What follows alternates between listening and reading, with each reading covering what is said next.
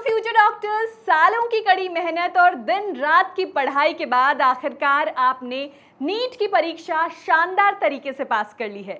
लेकिन आपकी medical college तक की ये यात्रा अभी खत्म नहीं हुई है, बल्कि अब बारी है एक सबसे महत्वपूर्ण और निर्णायक कदम की, यानी एमसीसी काउंसलिंग रजिस्ट्रेशन। कई बार बेहतरीन अंक लाने के बावजूद सिर्फ एक छोटी सी गलती के कारण छात्रों को मनचाहा कॉलेज नहीं मिल पाता है। इसलिए आज मैं आपको अपनी स्क्रीन पर बिल्कुल लाइव दिखाऊंगी कि बिना किसी गलती के रजिस्ट्रेशन फॉर्म कैसे भरना है। फॉर्म भरने बैठने से पहले अपने सभी जरूरी डॉक्यूमेंट्स जैसे नीट का एडमिट कार्ड, स्कोर कार्ड और 12th की मार्कशीट अपने पास जरूर रख लें। तो चलिए बिना समय बर्बाद किए शुरू करते हैं। सबसे पहले हम एमसीसी यानी मेडिकल काउंसलिंग कमेटी की आधिकारिक वेबसाइट पर जाएंगे। होम पेज पर आते ही आपको न्यू कैंडिडेट रजिस्ट्रेशन का लिंक दिखाई देगा। हमें उसी लिंक पर क्लिक करना है। यहाँ स्क्रीन पर आपको अपनी कुछ बुनियादी जानकारी भरनी है, जैसे आपका roll number, NEET application number, अपना पूरा नाम, अपनी मम्मी का नाम और जन्म तिथि। यहाँ एक बात का विशेष रूप से ध्यान रखें, आपको ये सभी नाम बिल्कुल वैसे ही लिखने हैं जैसे वे आपके नीट स्कोर कार्ड पर छपे हैं। आपको अंग्रेजी के केवल बड़े अक्षरों यानी कैपिटल लेटर्स का ही इस्तेमाल करना है। एमसीसी का सर्वर सीधे एनटीए के डेटा से आपकी जानकारी का मिलान करता है, इसलिए अगर एक भी स्पेलिंग की गलती हुई या कोई अतिरिक्त स्पेस क्लिक हो गया तो सिस्टम आपको आगे नहीं बढ़ने देगा और आपकी स्क्रीन पर नॉट एलिजिबल लिखा आ जाएगा। इसलिए जल्दबाजी बिल्कुल न करें और बिल्कुल तसल्ली से सही जानकारी भरें। जब ये जानकारी स्वीकार हो जाएगी तब आपको अपना यूजर आईडी और एक मजबूत पासवर्ड बनाना होगा। सुरक्षा की दृष्टि से पासवर्ड में कम से कम एक कैपिटल लेटर, एक स्मॉल लेटर, कोई स्पेशल कैरेक्टर और कुछ नंबर जरूर होने चाहिए। इस पासवर्ड को अपनी किसी डायरी में लिखकर सुरक्षित रख लें, क्योंकि पूरी काउंसलिंग के दौरान आपको इसकी जरूरत पड़ेगी। ये प्रक्रिया पूरी करने के बाद आपके रजिस्टर्ड मोबाइल नंबर या आपकी ईमेल आईडी पर एक ओटीपी आएगा। कई बार ईमेल में आया ओटीपी स्पैम फोल्डर में चला जाता है, तो वहां भी चेक कर लें। ओटीपी भरकर इसे वेरीफाई करें। अब इस फॉर्म के अगले चरण में प्रवेश करेंगे, जहां आपको अपना एनआरआई स्टेटस, अपनी श्रेणी या कैटेगरी, धर्म और शारीरिक विकलांगता की सटीक जानकारी भरनी होगी। यदि आपके पास कोई कैटेगरी सर्टिफिकेट है तो सुनिश्चित करें कि ये निर्धारित प्रारूप में हो।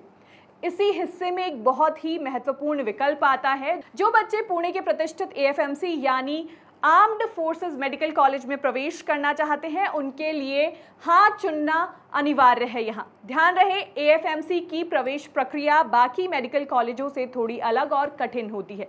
काउंसलिंग के बाद उनकी एक अलग प्रक्रिया होती है।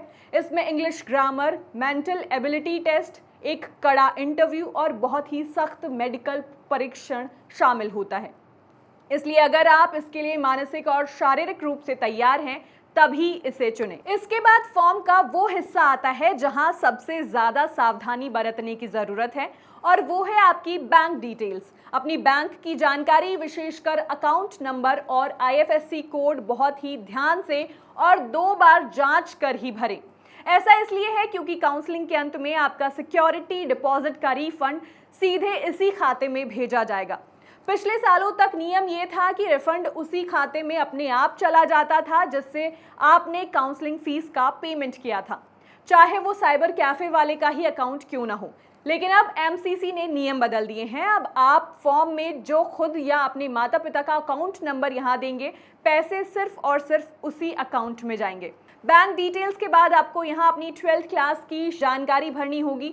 यहाँ आपको अपनी स्कूल का पूरा नाम, आपका एग्जाम बोर्ड, 12th के रोल नंबर, पास होने का साल और फिजिक्स, केमिस्ट्री और बायोलॉजी के अधिकतम अंक और आपके द्वारा प्राप्त किए गए बिल्कुल सही अंक यहाँ दर्ज करने होंगे। अब हम आते हैं फॉर्म के आखिरी और सबसे अहम हिस्से पर, जहां अक्सर जानकारी के अभाव में लोग बहुत बड़ी गलती कर बैठते हैं। चॉइस सिलेक्शन के दौरान आपको ऑल इंडिया कोटा 15% और ओपन सीट दोनों विकल्पों पर अनिवार्य रूप से टिक करना है। ओपन सीटों के अंतर्गत देश के सभी केंद्रीय विश्वविद्यालय आते हैं। अगर आप गलती से सिर्फ ऑल इंडिया कोटा चुनते हैं तो आपको एम्स, जिपमर, AMU या BHU जैसे देश के सबसे बेहतरीन और शीर्ष कॉलेज चॉइस फिलिंग की सूची में दिखाई नहीं देंगे और आप उनमें प्रवेश के सुनहरे अवसर से चूक जाएंगे। इसलिए इन दोनों महत्वपूर्ण विकल्पों को चुनना बिल्कुल मत भूलना।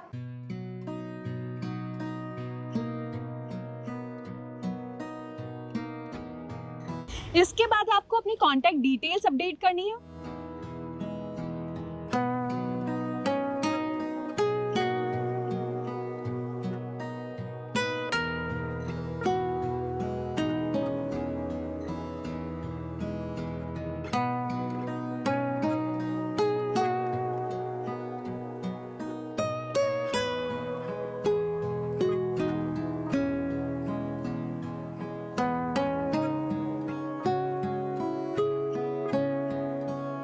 के बाद आपको अपने बैंक की पासबुक की इमेज की फोटो PDF फॉर्मेट में अपलोड करनी है।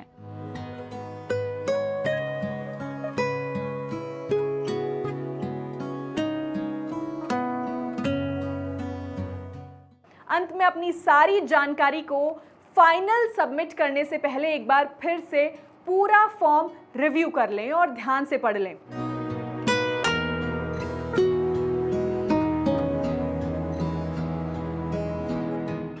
इसके बाद आपको रजिस्ट्रेशन फी ऑनलाइन पे करनी है।